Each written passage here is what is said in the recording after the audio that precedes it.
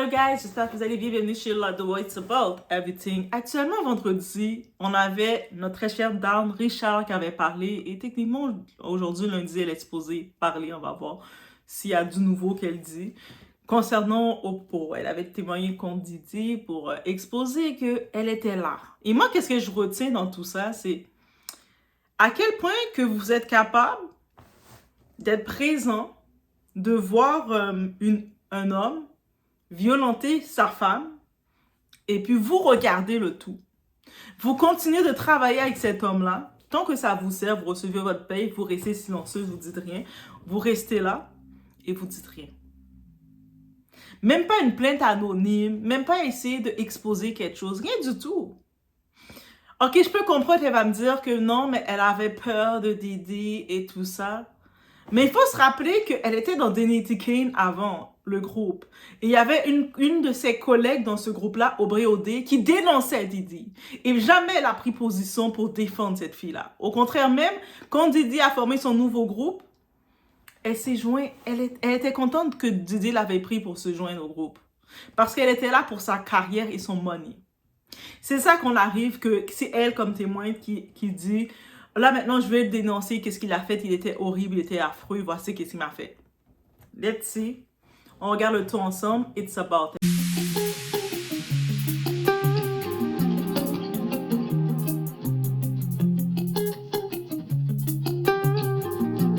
Bonne journée. Le zizi de Didi, ça fait combien? Ouais, elle fait quelle taille sa bite? C'est dégueulasse. Oh, je peux avoir les 10 millions? Allez, mec. Monétisation. Tu vas trop loin, là. Ouais, bébé. Quelqu'un peut me filer 1 million? Y a quelqu'un pour me filer 1 million? Je veux me faire tabasser pour 10 millions. Tu veux te faire défoncer pour 1 million? C'est pas la liberté d'expression. T'as la liberté d'expression, toi. À voir. Dawn Richard n'est restée à la barre que 20 minutes, et ça a suffi pour faire taire toute la salle. Lundi, elle reviendra finir, mais ce qu'elle a dit aujourd'hui est inoubliable. Dawn a témoigné avoir travaillé avec Didi de 2004 à 2011. En 2009, chez lui pour enregistrer, elle l'a entendu crier « Où sont mes putains d'œufs ?» Elle l'a vu prendre une poêle d'œufs et tenter de frapper Cassie à la tête. Cassie s'est recroquevillée pendant qu'il la frappait, la donnait des coups de pied, l'étranglait, puis la traînait par les cheveux. Et Dawn, elle était figée, sous le choc. Elle n'a pas appelé la police. Le lendemain, Didi les a enfermés au studio, disant que c'était de l'amour passionné, et les a avertis « D'où je viens, ceux qui parlent disparaissent ». Puis il a envoyé des fleurs. Et voilà comment le pouvoir fait taire les gens. Ça vient avec menaces, manipulation, roses et un contrat. Quand le procureur a demandé « Comment avez-vous compris cette menace ?» Dawn a dit un mot « mort ». La défense « Objection ». Aparté. Le jury a été renvoyé et nous avons officiellement terminé la première semaine de ce procès. Mais voici ce que je veux vous demander. Si c'est ce que Didi aurait fait devant ses collaborateurs, amis et employés, que s'est-il passé quand personne ne regardait? Et que dit-il de cette industrie qu'il ait fallu si longtemps pour que les gens parlent et encore plus pour qu'on les écoute? Partagez vos pensées, car la machine du showbiz... Dawn Richard était de retour à la barre aujourd'hui. Richard était membre de Danity Kane et Didi Dirty Money. Vendredi, elle a dit au jury avoir vu Combs frapper Cassie Ventura chez lui à Ella, rappelant que Combs aurait dit « Cassie va bien, si on parle, on pourrait disparaître ». Elle a dit être souvent témoin d'abus envers Ventura. Il la frappait, l'étranglait. « Je l'ai vu lui donner des coups de pied », a-t-elle témoigné. Elle a aussi dit que du personnel de Combs était présent lors de ces incidents. Dans un resto, elle affirme que Combs a frappé Ventura au ventre. Des célébrités comme Usher étaient là. Richard a décrit avoir vu Combs armé en studio et en boîte. Elle a ajouté qu'après avoir quitté son emploi, lui ou ses employés l'appelaient sans cesse si elle ne répondait pas. Au contre-interrogatoire, la défense a questionné Richard sur une éventuelle poursuite civile contre Combs après celle de Ventura. La défense a souligné que Richard a rencontré les procureurs 8 fois et que ses allégations auraient changé, omettant la menace de disparition mentionnée au jury. Richard a affirmé que c'était la vérité. La défense a demandé pourquoi elle n'aurait pas mentionné cette menace de mort lors de ces rencontres. Richard a dit qu'avec le temps, elle se souvenait de plus, que tout cela s'était passé il y a longtemps. La défense, le temps passe, votre histoire change. Oui, a-t-elle témoigné. La défense a ajouté que Richard avait contacté Combs pour retravailler avec lui en 2021. Quand il a dissous vos deux groupes, il a ruiné votre carrière 2 fois? Oui, a-t-elle dit. L'ex-meilleure amie de Ventura est le deuxième témoin à la barre aujourd'hui. Elle affirme que Sean Combs lui a lancé un cintre, causant une commotion cérébrale. 1 mois après, Ventura l'aurait fait asseoir dans une pizzeria pour signer une clause de confidentialité. Et oui, en effet. Donc, Dawn Richard, elle est chanteuse américaine. Elle était dans le groupe Danity Kane. Danity Kane, qui était un groupe dont ils avaient été formés suite à une télé-réalité de Didi. Il y avait Aubrey, il y avait tous les autres dedans. Et après un moment, Didi avait décidé d'annuler le contrat avec eux. Sûrement, il avait senti qu'elle faisait pas assez d'argent ou tout. Mais il avait coupé le contrat pour toutes les filles, sauf pour Dawn Richard.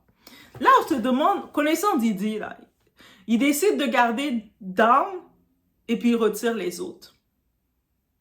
Donc, elle avait un bénéfice qu'elle recevait de lui.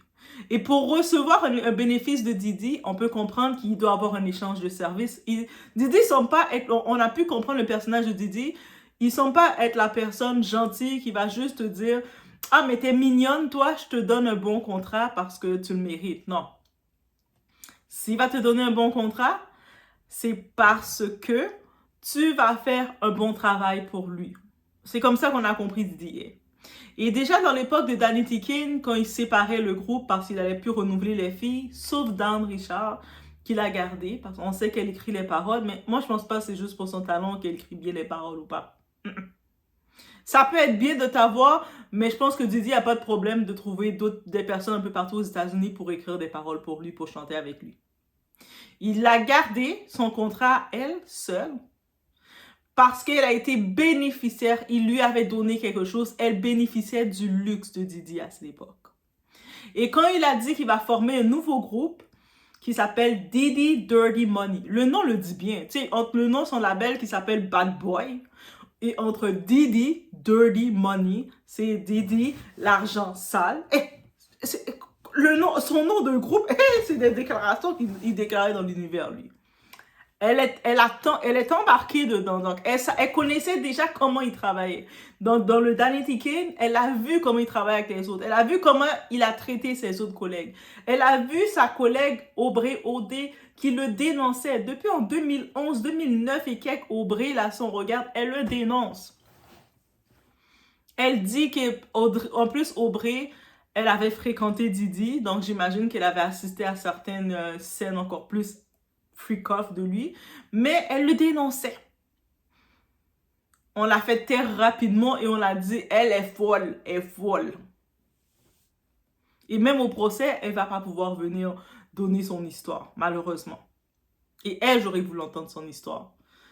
Mais, pas un instant, Dawn a dit, c'était quand même ma collègue, elle raconte beaucoup de choses qui lui est arrivées, je vais essayer d'avoir un support, une sympathie pour elle. Elle n'avait pas de girl code, pas de solidarité féminine, rien de tout ça. Elle pensait à son argent et quand elle était contente de signer un nouveau contrat pour joindre le groupe Didi Dirty Money, avec le son I'm Coming Home, tout ça, elle était contente. Elle était trop contente de revenir à la scène et puis en espérant lancer le groupe. Mais Didi, comme dans tous ses groupes, il a tellement d'idées en tête, il n'a pas vraiment plus investi que ça sur ça. Pourtant, il y avait 2-3 beaux petits sons qu'ils avaient sortis. Mais bref. Par contre, qu'est-ce qui arrive avec Dawn Richard? Elle perd du volume. Oui, elle dénonce, elle dit « Ah, des fois, on travaillait en studio et puis Didi nous laissait affamés. » Didi, c'était un service restaurant où il n'était pas dans l'affaire de groupe, de studio. Quand tu viens travailler, tu viens avec ta boîte à lunch. Oui, c'est sûr que je ne sais pas si dans le contrat de Didi, c'est lui qui devait la nourrir. Aussi, peut-être c'est lui qui devait la nourrir aussi, I don't know. Donc, c'est plus des caprices de diva que t'as rendu là. Il me rendait affamé, des fois il restait, il donnait pas à manger, mais tu vivais chez lui ou tu venais dans ses studios. Est-ce qu'il est dans son contrat, c'est écrit « Je vais te nourrir, voici 3 fois par jour, tu vas avoir mes repas ». Est-ce que c'était ça dans le contrat? Parce qu'il n'y avait pas ça dans le contrat. Malheureusement, quand tu travailles, ton employeur n'est pas engagé de te nourrir. Débrouille-toi, nourris-toi. C'est comme ça les contrats. Donc là, je ne sais pas c'est quel contrat que Didi avait fait avec elle. C'est sûr, elle est revenue sur des scènes de dire que quand ils étaient backstage, dans leur loge plutôt, et puis des fois, Didi rentrait dans la loge, et puis il commençait à parler, puis tu sais, il la voyait en petite culotte, il contrôlait aussi comment les filles allaient s'habiller pour performer. Oui, on peut comprendre, on imagine, ça doit être intrusif de rentrer quand t'es en train de te changer, puis il arrive comme ça, et puis il commence à dire non, vous devez mettre ça sur scène. Mais quand on regarde le groupe Didi Dirty Money qui porte son nom, donc j'imagine que les 2 filles qui chantaient avec lui, il voulait que ces filles-là ont la même image que lui, du côté esthétique. Elle parle aussi, au début, elle voulait vraiment aller dans le civil pour avoir de l'argent, lui demander de l'argent, mais ça a été refusé. Il a même pas donné, il a dit non. Et suite à ça, ces plaintes qu'elle mettait, pour mettre un peu plus de poids, elle se base aussi sur Cassie, en disant, mais moi j'étais là, je voyais qu'il y avait de la violence conjugale dans le couple. On va dire c'est ça le terme entre Cassie et Didi. C'est un couple avec la violence conjugale. Et c'est pour ça que Didi, il est imparfait dedans, on peut le taper sur les doigts. Mais l'accusation du fédéral, ce n'est pas de violence conjugale. Mais en effet, dans son couple avec Cassie, il y avait de la violence conjugale. Mais maintenant, je me dis, down, comme humaine, comme personne. Déjà, tu avais ton ancienne collègue Aubrey qui dénonçait Didi, qui avait fréquenté Didi. Elle le dénonçait de certains comportements que Cassie dénonce quand elle l'a fréquenté. Tu as balayé ta collègue Aubrey, tu as dit c'est pas de mes affaires, moi je suis là pour faire mon argent, I don't care. Et tu as continué de travailler avec lui. Pendant que tu travaillais avec lui, tu étais là comme ça pour ta poire, pour ton chèque, pour toi-même, pour ton bénéfice. Tu voyais qu'il avait un comportement violent avec sa copine de l'époque, Cathy. Tu ne disais rien. Elle a pas défendu. C'est ça qu'il faut se rappeler. Elle ne le défendait pas, Casey. Pas un instant. Même quand Didi avait fini de faire sa scène, Casey est peut-être en train de pleurer. Elle n'est même pas venue la consoler. C'est ça qu'il faut se rappeler. Là, maintenant, elle parle, elle dit « je veux témoigner, je veux témoigner ». Mais quand tu étais sur place, tu n'as même pas fait un câlin à Cassie pour dire « oh, girl, pauvre toi ». Même pas. Aucun support tu l'as donné au moment qu'elle vivait son malheur. Elle n'a pas eu de sympathie de toi. Un moment, elle parle d'une scène quand ils étaient au restaurant. Il y avait Usher. Elle a nommé des noms. Il y avait Usher. Il y avait d'autres célébrités qui étaient autour de la table en train de manger. Toutes les célébrités, ils mangent dans leur restaurant autour d'une table. Elle était là aussi. Et elle se plaint en disant oui. Et puis Didi avait frappé Cassie devant tout le monde. Ça veut dire que Didi était à l'aise dans son entourage. C'est pour ça que l'entourage de Didi, si on veut l'accuser de violence conjugale, on peut accuser tout le monde autour. Et Dawn aussi est dans le banc des accusés. Vous étiez toutes là, en train de regarder, en train de malmener sa femme. Et même toi, étant une femme, étant toi-même une femme, Dawn, t'as rien fait. Elle a absolument rien fait. Elle est pas comme ça, elle va dire qu'elle a fait « Oh my God ». Mais arrête. Surtout, t'es dans un lieu public, t'es dans un restaurant. Tu peux faire un petit bruit, dire hey, arrête de la frapper. Et puis même si ça va le choquer, mais ça va le faire réaliser. Des fois, quand quelqu'un est dans son monde, il pense qu'il est intouchable, il peut faire n'importe quoi. Toi, t'arrives, tu réagis, t'es dans le restaurant. Le pire qu'il va faire, il va être fâché contre toi, il va te dire ah pourquoi tu t'en mêles. Mais toi, tu dis j'aime pas ça. Tu fais une scène. Même ça, elle n'a pas fait. Mais par contre, elle était capable de voir, de exposer le nom des autres. Usher était là, les autres étaient là, ils n'ont rien fait. Mais toi aussi, tu étais là, tu étais en train de chauffer la place, boire ton vin, couper ton steak. Tu crois que ta bouche était pleine, tu pouvais rien faire à ce moment? Et puis souvent, des fois, ça peut éviter quelque chose. Ça peut faire un déclic. C'est-à-dire qu'Assis, je pense que son emprise, c'est de savoir que tout le monde dans l'entourage de Didi était au courant de ce qu'elle vivait et personne à ce moment ne disait rien. C'est là qu'elle était dans l'emprise de se dire de toute façon, tout le monde sont déjà au courant de ce que je dis et personne me défend. Personne vient me sauver. Et c'est ça qui l'a gardé dans cette emprise de rester dedans aussi longtemps. Si au moins, à ce moment, Dan, comme tu veux jouer à la témoin, le sauveur, si à ce moment, tu étais venu dire « Non, je suis pas d'accord », peut-être au pire, Didi l'aurait enlevé son contrat.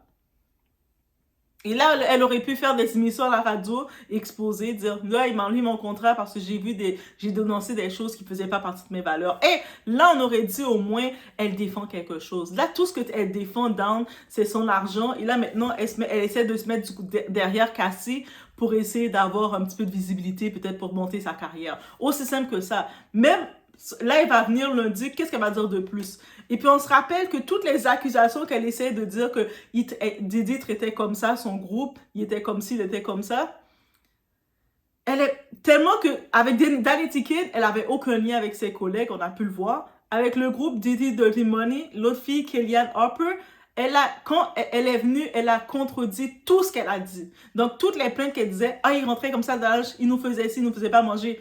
Kellyanne a dit, mais c'est pas vrai. On est libre de faire ce qu'on veut. Elle est venue la contredire dans tout. Ça veut dire, je me regarde, je dis, je comprends toujours pas encore qu'on a refusé que Aubrey vienne faire son témoignage et puis on fait Dan venir faire quoi? Elle vient juste enfoncer encore plus Cassie. Donc toi, tu es en train de venir dire que pendant toutes ces années, elle a fait près de 10 ans. Il faut se rappeler, hein, aussi. Dan a fait près de 10 ans qu'elle a travaillé pour lui. Parce qu'elle était son employé. Elle travaillait pour lui. Donc, la première étape quand elle travaillait pour lui dans Danity Kane, elle voyait comment il était. Elle pouvait voir, elle était témoin de voir comment il traitait ses employés, comment il traitait le monde. Et puis, on aurait pu dire qu'elle va laisser tomber et dire « Ah non, lui là, même si ça paye bien, même s'il peut avoir des opportunités, mais... Elle est retournée travailler pour lui quand il a dit qu'il fait un autre groupe, elle était contente. Même quand il était en train d'annuler le contrat de toutes les autres filles devant elle, mais devant les filles, il a dit, mais toi, je te garde, toi. Elle était contente. Ça veut dire qu'elle était prête à tout. Et elle est encore prête à tout. Mais c'est cette défense-là qu'ils prennent pour venir appuyer Cassie. Est-ce que ça aide Cassie, ça? Ça l'aide pas. Moi, j'ai déjà cassé son dossier. Yo, on a exposé les messages textes. On revient sur ça, mais on a exposé les messages textes de Cassie que même quand elle fréquentait Alex Fine, elle était déjà avec Alex Fine, mais à un moment, peut-être qu'elle s'ennuie aussi parce que, tu sais, elle est restée longtemps dans un mode de vie avec Didi où elle contactait Didi. Ou peut-être aussi l'argent aussi manquait parce qu'elle était habituée. Quand elle était avec Didi, il y avait l'argent de Didi aussi. Il y a les freak-offs, c'est pas intéressant les freak-offs, c'est pas fun. Ça, c'est la partie pas drôle. Mais le reste, l'argent, le lifestyle de Didi, c'était plus fun. D'aller faire des voyages, d'avoir plein d'argent. Ça, c'était fun, ça. Ça, c'est la partie fun. Mais la partie pas fun, c'est les freak-offs et on comprend. Mais elle contactait encore Didi. Même pendant qu'elle était avec Alex Fine, au-delà qu'on sait que celui-ci, il a un moment, il avait pu repérer qu'elle avait quitté leur lit conjugal pour aller parler au téléphone avec Didi. Il y a un moment, Alex Fine lui-même, il a appelé Didi en FaceTime. Alors, comment t'appelles l'ex de ta femme pour lui soutirer de l'argent, pour dire, t'as fait vivre à ma femme beaucoup de choses, je veux 30 millions. Donc, on comprend que toute l'affaire de l'argent, là, ça vient de lui, là. Lui, il a vu, Alex, en plus, c'est pour ça les femmes, là, c'est une chose, il faut faire attention. Quand on est en état de vulnérabilité, le prochain gars, si on prend un gars sans avoir pris le temps de cicatriser, ça va être pire pour nous. Ça va être le pire qu'on va prendre. Quand on est encore en état vulnérable, donc elle arrive vulnérable et puis vous savez, on dit oui, un homme va te dire, confie-toi à moi, dis-moi tes choses. Même que ce soit un homme, peu importe, la personne va dire, tu vois, tu peux me dire tes choses, t'es en sécurité, dis-moi tes choses. Toi, tu commences vraiment à venir te confier à la personne. Malheur à l'homme qui se confie à l'homme. Hey, toi, tu viens te confier, blablabla, tu racontes toutes tes faiblesses, tout ce que tu as fait, tous tes trucs. Malgré tout, elle a quand même pas tout raconté. Parce que j'imagine, il y a tellement de choses intenses. Elle ne peut pas tout raconter. Elle voulait pas le faire fuir, c'est normal. Elle a raconté. Il m'a forcé, on a fait ci, tout ça. Mais dans le procès, c'était trop pour lui, ce type-là. Il quittait le procès tellement que c'était trop pour lui. Mais, mais ça, c'est quelque chose. Donc, c'est vraiment ça qui est ça. Donc, vraiment, le vendredi qui s'est passé avec Dawn, et puis aujourd'hui, elle est supposée revenir. J'imagine que c'est la contre-interrogatoire, mais ils vont déjà la démonter. Et puis, ça va être trop facile pour l'équipe d'avocats, là, les Avengers de Didi, de la démonter. Ils vont dire, mais si tu avais vu que c'était un monstre, comme tu dis que c'est un monstre, pourquoi tu es venu retravailler pour lui?